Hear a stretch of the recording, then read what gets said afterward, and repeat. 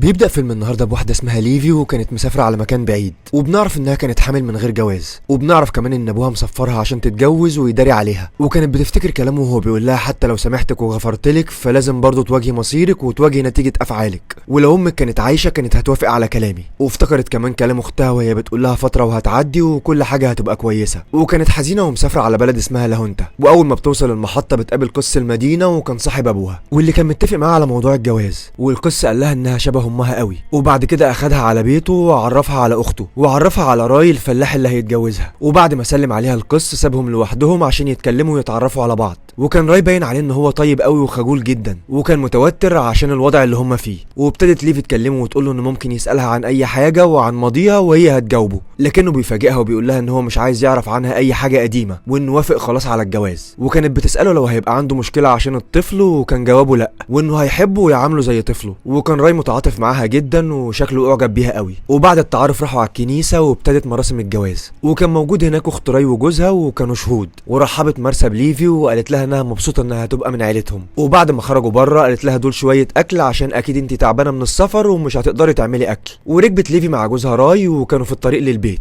وكانت بتساله على مكان البيت وعن جيرانها وبتساله لو علاقته حلوه بيهم ولا لا، وبيسكت راي وما بيردش عليها، واول ما وصلت على البيت عرفت انه في مكان بعيد وما عندهمش جيران، وده كان البيت اللي متربي فيه راي واخواته، وما كانش في البيت غير الكلب بتاعه اللي هو بيحبه وهو ده كان صاحبه الوحيد، وبعد ما دخلوا البيت ابتدى راي يفرجها على البيت ويحكي لها ان هو كان عنده اخ ومات وقعدوا عشان يتعشوا، وسالها تشوف ايه اللي ناقصها في المطبخ، وطبعا فاجئته ان هي ما بتعرفش تطبخ وانها كان عندها طباخ في بيت ابوها، وبرده ما كانش عنده مشكله وقال لها انها ممكن تتعلم من اخته، وكان ردها ان هي عايزه كتاب طبخ بس وان الموضوع سهل وعايز تعود، وابتدت ليفي تفكر هو ازاي لطيف معاها كده وازاي وافق ان هو يتجوزها رغم ظروفها، وفهمها راي ان لما القصه عرض عليه الموضوع قال له ان ده قدره وانه لازم يوافق ويعمل الخير، وبعد كده دخل اوضته وكتب شويه وبعدين نام، وكانت ليفي في اوضتها وبتلاقيه سايب لها هديه حلق وبتفرح بيه، وبعدين بتمسك السلسله بتاعتها واللي كان فيها صوره حبيبها الضابط اللي راح على الحرب. تاني يوم بتصحى ليفي بعد ما نامت كويس، وكان راي بيصحى بدري وبينزل يشتغل في المزرعه، ولما بتنزل وبتشوفه بتقول له انها عايزه تروح المدينه تكلم اهلها عشان المكان ما كانش فيه تليفون، وبيوافق راي طبعا وبياخدها بعربيته القديمه، وبتقول له انها تقدر تساعده في اي حاجه وانها بتتعلم بسرعه. بعد ما وصلوا على المدينه راحت تكلم اختها ابي وبتسالها عن ادوار حبيبها، واختها بتقول لها انه ما اتصلش وبتقول لها تستحمل واكيد انها فتره وهتعدي، وبعد ما خلصت راي ابتدى يعلم ليفي سواقه العربيه وكانت مبسوطه. في نفس اليوم راحوا على الكنيسه وليفي اتعرفت على بنت اخت راي، والبنت قالت لها انها جميله قوي وانها حبتها، ودخل عليها ستات القريه وابتدوا يسالوها شويه اسئله وقالوا عنها انها جميله وان ذوق راي طلع حلو، وراي قال لهم انهم اتقابلوا في القطر وحبها من اول نظره. وبعد ما طلعوا من الكنيسه ليفي قالت له انها عايزه تبعت رساله لاختها ابي، وطبعا كانت عايزه تبعت الرساله لادوار، وبعد شويه اخدها راي على البحيره عشان تغير جو، وقالت له انها بتحب الميه ونفسها تعوم، وقال لها راي ما تحكيش حاجه لحد غريب عن موضوعك. وبعد ما خلصوا نزلت المزرعه وشافت بنات شكلهم من اليابان لكنهم كانوا امريكان وبيشتغلوا هناك، والبنات كانوا بيضحكوا وبيرسموا وبيحبوا الفراشات،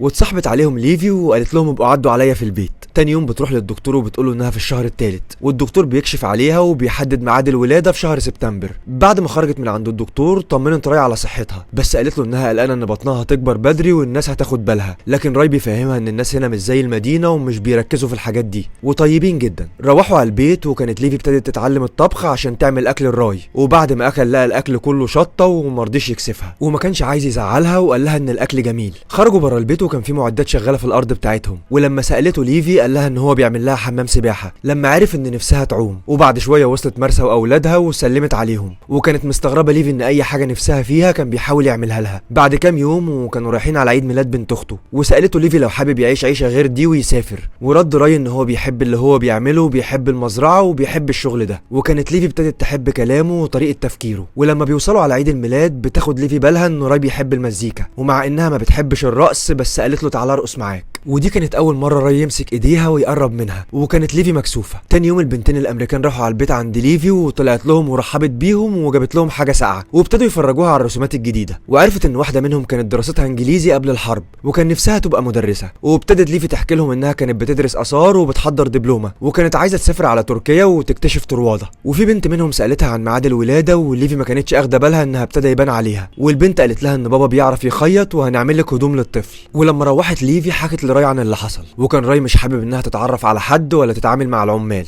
وليفي وضحت له ان هم متعلمين ومختلفين عن الناس الموجودين هنا وانها مبسوطه بيهم. الليل دخل وكانوا معزومين عند مرسى، وكانت ليفي بتشكر في راي وفي معاملته ليها وانه ذوق معاها جدا ولطيف، وراي طبعا كان مبسوط وافتكر انها حبته. وبعد ما روحوا البيت حب راي يقرب منها لكنها اتكسفت منه وسابته وجريت على اوضتها. وتاني يوم الصبح وصلت اختها ابي عندها وكانت زعلانه من البيت اللي هي عايشه فيه، لكن ليفي قالت لها ان هو مش وحش قوي زي ما هي فاكره. وابي بلغت ليفي ان ابوها خلاص سامحها وان بجوازها الموضوع استخبى، وقالت لها ترجع معاها على بلدها عند ابوها. وكان رد ليفي انها ازاي تسيب الانسان اللي وقف جنبها واهتم بيها وساعدها. باتت معاها ابي، وتاني يوم الصبح كانت ماشيه وليفي اديتها جواب تاني لادوار وقالت لها لو في اي اخبار عنه بلغيني. وبعد ما مشيت ابي راحت عند راي وقالت له انها بتفكر تروح تولد في بلدها. وبعدها جالها اصحابها الامريكان وعرضوا عليها تخرج معاهم، وفعلا وافقت وخرجوا وابتدوا يدوروا على الفراشات، وكان في انواع كتير منهم وكانت ليفي مبسوطه معاهم. وبعد شويه راحوا يشتروا القماش عشان البيبي، لكن صاحب المحل قال لها البنات دي ما تمسكش القماش بايديهم، دول مكانهم في المزرعه مش هنا وسطنا. بعد شويه اخدتهم ومروحين، وشافت ليفي مجموعه من الاسرى وافتكرت حبيبها ادوار، وكان في واحد منهم مركز معاهم. وهم مروحين البنت الصغيره اعترفت لهم انها بتحب واحد من الجنود وانه جاب لها الانسيال ده، وكانت فرحانه. وكانت اختها متضايقه ومش حابه الموضوع. ولما ليفي روحت لقت راي بيحرق حاجات قديمه، والحاجات دي كانت جابتها من مخزن قريب قديم وكانت عايزاها. وقال لها راي انه ما كانش يعرف، واي حاجه قديمه في المزرعه بنتخلص منها. ولما اتضايقت وزعلت ودخلت البيت دخل وراها بالشنطه وقال لها كانت تحت وما اتحرقتش وما تزعليش مني، وقال لها ان هو عايز يعمل اي حاجه عشان تبقى مبسوطه. وتاني يوم جاب لها قطعه اثريه من عنده، وكمان ركب لها تليفون في البيت عشان تكلم اختها ابي. بعد كام شهر وكان الشتاء دخل والتلج ملا المدينه، وكانت ليفي بتعامل راي كويس وبتخاف على مشاعره عشان عارفه انه بيحبها. ولما وصل راي وشاف الكلب في البيت اتعصب قوي وطرد الكلب بره وفهمها انه مش مسموح يدخل جوه. وبنعرف انه كان متعصب اصلا عشان جالها جواب من حبيبها ادوار، وقال لها معرفش ان كان يعرف انك متجوزه دلوقتي ولا لا.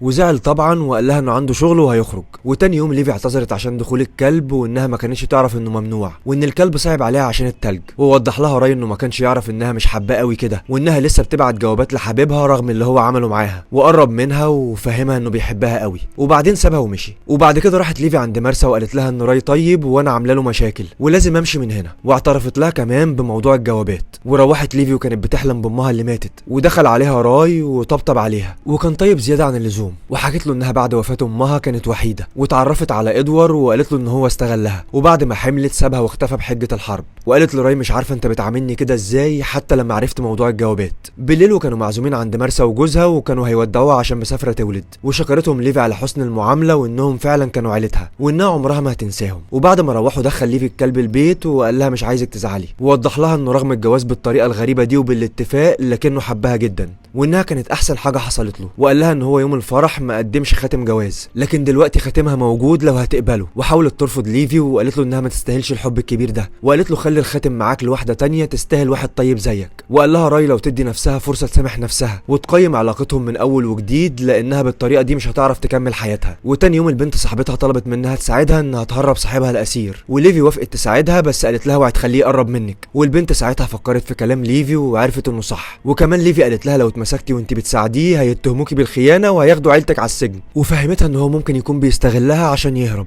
واخدت ليفي حبيبها عشان يغير هدومه لانه مش هيعرف يهرب باللبس العسكري، ودخلته البيت وسابت مفتاح العربيه قدامه وقالت له اطلع بسرعه البس قبل ما جوزي يوصل. وهي كانت عايزاه اصلا ياخد المفتاح من وراها. وفجاه اكتشفت ليفي انها هتولد وكلمت الاسعاف تيجي تاخدها. وبعد ما هرب العسكري اخدت بدلته وولعت فيها، وكمان رمت السلسله بتاعتها اللي فيها صوره ادوار. ولما وصل راي قالت له انها خلاص بتولد، وكانت بلغت عن سرقه العربيه عشان العسكري يتمسك لانها شافت فيه استغلال حبيبها ادوار. ولدت ليفي وجابت ولد، وراي كان فرحان بيه قوي وكانه هو ابوه. وكانت ليفي ابتدت تحبه اكتر وتعرف انه مناسب ليها، وسموا الولد بانلو. وبعد كام شهر الولد كبر شويه وراي حبه اكتر. وطبعا ليفي قررت انها تعيش مع راي، وبنعرف ازاي ان الحب والحنيه ممكن يغيروا الانسان ويبنوا اسره سعيده. وهنا راي بيعوض ليفي عن حنان امها وحب عيلتها. وعايز اقول لكم على حاجه، لو اول مره تتابعنا اشترك في القناه واعمل لايك للفيديو وفعل زر الجرس عشان يوصلك كل الجديد. سجل الفيديو ده احمد فؤاد، وكتبه محمد عباس، ومنتجه الفنان فارس احمد فؤاد.